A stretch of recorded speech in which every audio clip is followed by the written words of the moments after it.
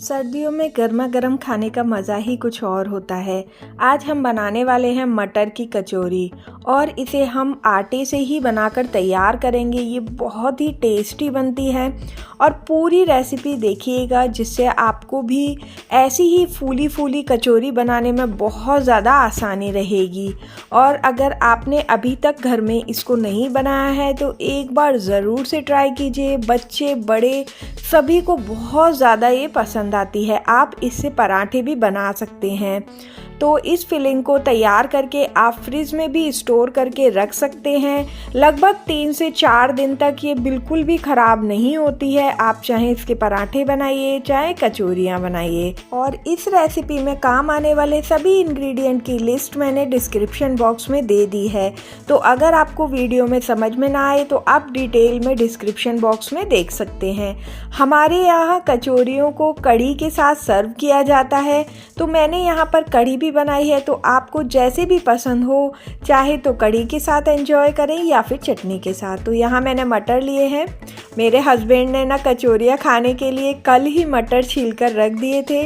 ये 1 किलो मटर हैं और इनको अच्छे से वॉश कर लेंगे, उसके बाद ड्राई कर लेंगे। अब हमें इन्हें बॉईल करना है, तो यहाँ थोड़ा सा नमक डालेंगे और इन्हें बॉईल कर लेंगे। यहाँ पर मैंने लगभग ½ कप मटर अलग कर लिए थे। और इन मटर की क्वांटिटी अगर आप पता करना चाहते हैं तो मैंने यहाँ पर 2 कप मटर लिए हैं और अब ये बॉईल हो चुके हैं। देखिए, हम इन्हें एक बार स्टर करके देख लेंगे और आपको इस तरीके से दबाकर देखना है। देखिए, ये बिल्कुल अच्छे से मसल रहे हैं ना। बस यही टेक्सचर हमें मटर का चाहिए। अब हम गैस का फ्लेम बंद कर देंगे और आपको तुरंत ही मटर को पानी से अलग कर देना है, नहीं तो ये गर्म पानी में कुक होते रहेंगे और बहुत ज़्यादा मैश हो जाएंगे। तो यहाँ पर इस तरीके से आपको एक छलनी लेनी है, उसमें इस तरीके से मटर डालने हैं और पानी को मटर के से अलग कर देना है। इससे क्या होगा कि जितने भी मटर हैं वो थोड़े से ड्राई हो जाएंगे, उनमें पानी नहीं रहेगा। अब हम इसके लिए एक मसाला बनाकर तैयार करेंगे। तो यहाँ मैंने कुछ 5 से 6 लहसुन की कलियां ली हैं और उसके बाद हम 1 हरी मिर्च लेंगे। अगर तीखी हो तो आप कम ले सकते हैं। और यहाँ पर 1 इंच अदरक का टुकड़ा लिया है, इसे भी हम काट कर इसमें मिक्स कर देंगे। इस मसाले को आप किसी भी स्टफ्ड पराठे या कचौरी में डाल सकते हैं, ये बहुत ही अच्छा लगता है। आप इसे किसी के साथ भी मिक्स कर सकते हैं। तो यहाँ पर हमने अदरक को भी कट कर लिया है। अब हम इसमें 2 चम्मच सौंफ डालेंगे। जब भी आप पराठे बनाते हैं या कचौरियाँ बनाते हैं तो आप सौंफ ज़रूर से डालें, उसका टेस्ट बहुत ही अच्छा लगता है। और साथ ही इसमें जीरा भी ऐड करेंगे। तो यहाँ आधा चम्मच मैंने जीरा ऐड किया है। अगर आप यहाँ पर लहसुन नहीं खाते हैं तो आप इसे अवॉइड कर सकते हैं और इसमें हींग को मिक्स कर सकते हैं। चलिए, अब हम इसको साइड कर देते हैं और चलते हैं डो लगाने की तरफ। तो हमने यहाँ पर 2 कप आटा लिया है। हम नॉर्मल आटे से ही इसे बनाकर तैयार करेंगे और इसमें आपको 1/4 कप सूजी का यूज़ करना है। सूजी आपको बारीक सूजी लेनी है। अगर आपके पास बारीक सूजी नहीं हो तो आप एक बार इसे मिक्सी में चला सकते हैं, उसके बाद आप यूज़ कर लीजिए। अब हम इसमें नमक ऐड करेंगे और थोड़ी सी अजवाइन ऐड करेंगे। लगभग मैंने आधा चम्मच अजवाइन यूज़ की है और नमक आप टेस्ट के अकॉर्डिंग डाल सकते हैं। अजवाइन को हल्का सा हाथों में क्रश करके डालें, जिससे खुशबू फ्लेवर बहुत ही अच्छा आता है। अब इसमें 1/4 कप ही हम ऑयल का यूज़ करेंगे। तो यहाँ पर अगर आप नॉर्मल स्पून से नापते हैं तो जिससे हम खाना खाते हैं ना, वो 3 चम्मच स्पून का यूज़ किया है। बहुत ज़्यादा ऑयल आपको यहाँ नहीं डालना है, क्योंकि अगर यहाँ पर आप ज़्यादा ऑयल डाल देंगे ना तो जब हम अपनी कचौरियों को सेकेंगे तो वो बहुत ज़्यादा ऑयली हो जाएंगी। और आप इस तरीके से परफेक्ट मोहन डालेंगे ना तो कचौरियाँ एकदम खस्ता खस्ता नॉन ऑयली बनकर तैयार होंगी। बिल्कुल भी आपको नहीं लगेगा कि आपने इनको डीप फ्राई किया है। अब यहाँ पर आपको पानी डालकर इसका एक डो बना लेना है। और आपको एक चीज़ का भी ध्यान रखना है, यहाँ आपको गर्म पानी नहीं लेना है और ना ही ठंडा पानी लेना है। पानी एकदम नॉर्मल रूम टेम्परेचर पर होना चाहिए, क्योंकि अगर हम ज़्यादा गर्म पानी से डो लगाते हैं तो हमारा जो आटा है वो सख्त हो जाता है। तो यहाँ पर आपको बिल्कुल सॉफ्ट डो लगाकर तैयार करना है। इससे कचौरियाँ या पराठे होते हैं वो फटते नहीं हैं और बहुत ही अच्छे बनकर तैयार होते हैं। तो यहाँ देखिए बिल्कुल सॉफ्ट डो हमने लगा लिया है। अब हम चलते हैं नेक्स्ट प्रोसेस में। यहाँ हमने 2 चम्मच ऑयल लिया है, सरसों का तेल का यूज़ किया है मैंने, और पैन में इसे डालकर अच्छे से गर्म कर लेंगे। गैस का फ्लेम आपको मीडियम रखना है। जब यहाँ पर ऑयल अच्छे से गर्म हो जाए तो जो मसाले हमने दरदरे पीस कर तैयार किए थे उनको डालकर अच्छे से भून लेंगे। बहुत ज़्यादा आपको मसालों को नहीं भूनना है, केवल इतना ही भूनना है कि उनसे सौंधी सौंधी सी खुशबू आने लगे। लगभग मुझे यहाँ पर 3 मिनट लगे थे इस मसाले को पकाने में। उसके बाद यहाँ पर हम मटर डाल देंगे। मटर को एक बार अच्छे से मिक्स कर लेंगे। उसके बाद आप चाहें तो इसे पीस भी सकते हैं, लेकिन मैं आपको प्रेफर करूँगी कि आप इसकी जगह किसी भी चम्मच या फिर आपके पास मेरी तरह पोटैटो मैशर हो तो उससे अच्छे से मैश कर लें। यहाँ पर जब आप कचौरियों का बाइट लेंगे ना तो बहुत ही अच्छा टेस्ट आता है, जिसमें छोटे छोटे मटर के चंक्स भी होते हैं। और अगर हम मिक्सी में पीस लेते हैं ना तो वो बिल्कुल पेस्ट की तरह बन जाता है, तो उसका टेस्ट इतना अच्छा नहीं आता है। तो अगर आप मिक्सी से पीसते हैं तो आप उसमें एक आलू बॉईल किया हुआ ज़रूर से मिला लें, क्योंकि वो बहुत ज़्यादा पतला हो जाता है और उससे फिलिंग अच्छे से नहीं हो पाती है।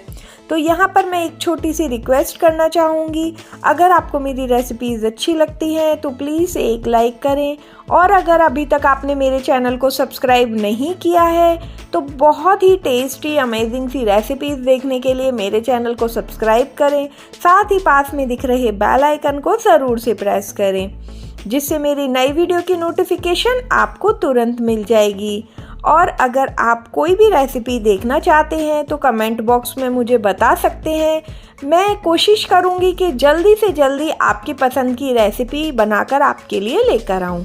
तो यहाँ पर देखिए हमारा मसाला भून चुका है। लगभग मुझे 6 से 7 मिनट लगे थे इसको भूनने में, बहुत ज़्यादा टाइम नहीं लगता है। और अब हम इसे एक प्लेट में ट्रांसफ़र कर लेंगे, क्योंकि हमारा जो पैन है वो गर्म है, और अगर गर्म पैन में ही इसे छोड़ देंगे तो ये कुक होता रहेगा और नीचे से लगने का डर रहेगा। अब ये थोड़ा थोड़ा ठंडा हो जाए तो आप इस तरीके से इसकी बॉल बनाकर तैयार कर लें। इससे क्या होगा, आपका काम बहुत ही ज़्यादा आसान हो जाएगा। जब भी कचौरियाँ बनाएं तो आप एक बार इस तरीके से ज़रूर से ट्राई कीजिएगा। तो यहाँ पर मैं सारी बॉलों को बनाकर तैयार कर लूँगी। फिर हम चलेंगे आटे की तरफ। हाँ, आटे को आपको आधा घंटे रेस्ट के लिए ज़रूर से रखना है, क्योंकि आटे में हमने सूजी मिलाई है ना तो उसे रेस्ट की बहुत ज़्यादा ज़रूरत होती है, नहीं तो वो बहुत ज़्यादा ऑयल एब्जॉर्ब करती है और हमारी कचौरियाँ बहुत ज़्यादा ऑयली बनकर तैयार होंगी। यहाँ देखिए हम एक बार आटे को फिर से अच्छे से गूँथ लेंगे, जिससे इसमें कोई भी क्रैक्स नहीं रहें, क्योंकि कचौरियों के लिए सबसे ज़्यादा ज़रूरी होती है कि कचौरियों में किसी भी तरीके के कोई भी क्रैक्स नहीं होने चाहिए, क्योंकि हमें उन्हें फटने का मौका नहीं देना है। तो यहाँ पर हम छोटे जो फुलके बनाते हैं ना उतनी ही लोई लेंगे और इस तरीके से फिंगर और अंगूठे की हेल्प से इसे चारों तरफ से पतला कर लेंगे। आप चाहें तो इसे बेलन से भी बेल सकते हैं, लेकिन इस तरीके से कचौरियाँ बिल्कुल भी नहीं फटती हैं। तो आप ज़रूर से ट्राई कीजिएगा। अब जो हमने बॉल बनाकर रेडी की है उसे हम इस तरीके से बीच में रख देंगे और चारों तरफ से इनके कॉर्नर्स को पकड़कर और मिड में हम इन्हें लॉक कर देंगे। अब देखिए इस तरीके से ये पूरी तरीके से लॉक हो गई। अगर आपको लगता है कि यहाँ एक्स्ट्रा आटा है तो आप यहाँ पर निकाल भी सकते हैं, बट यहाँ पर मेरा जो आटा था वो बिल्कुल परफेक्ट था तो मैंने यहीं पर दबा दिया है। और देखिए इस तरीके से हथेलियों से प्रेस कर देंगे। हमें यहाँ पर बेलन की भी बिल्कुल नीड नहीं है। इसी तरीके से कचौरियाँ बहुत ही अच्छी बनेंगी और बिल्कुल गुब्बारे की तरह फूलेंगी।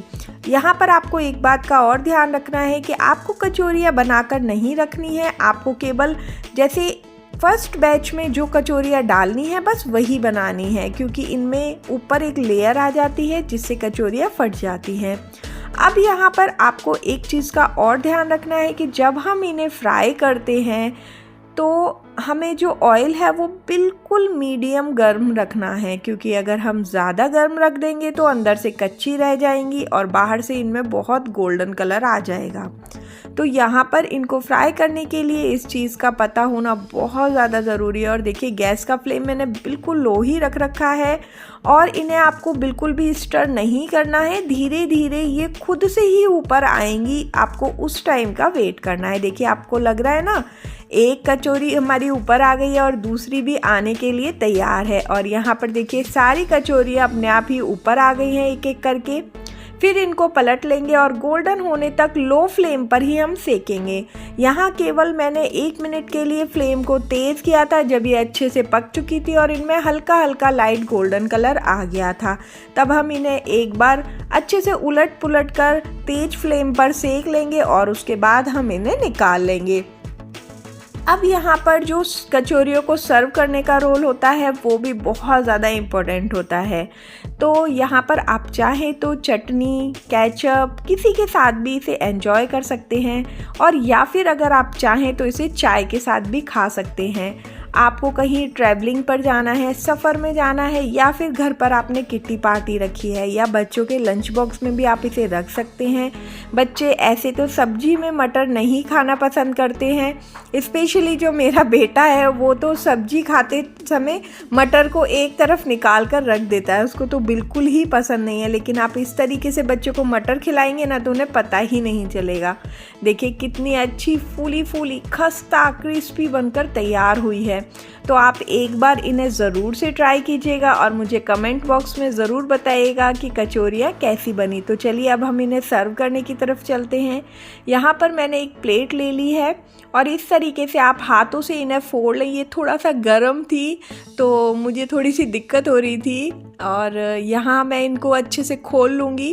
तो मैंने यहाँ 2 कचौरियाँ ली हैं, इसे भी हमने अच्छे से फोड़ लिया है और इन्हें भी मैं प्लेट में रख दूँगी। ऊपर से मैं यहाँ पर हरी चटनी, सौंठ दोनों डालूँगी।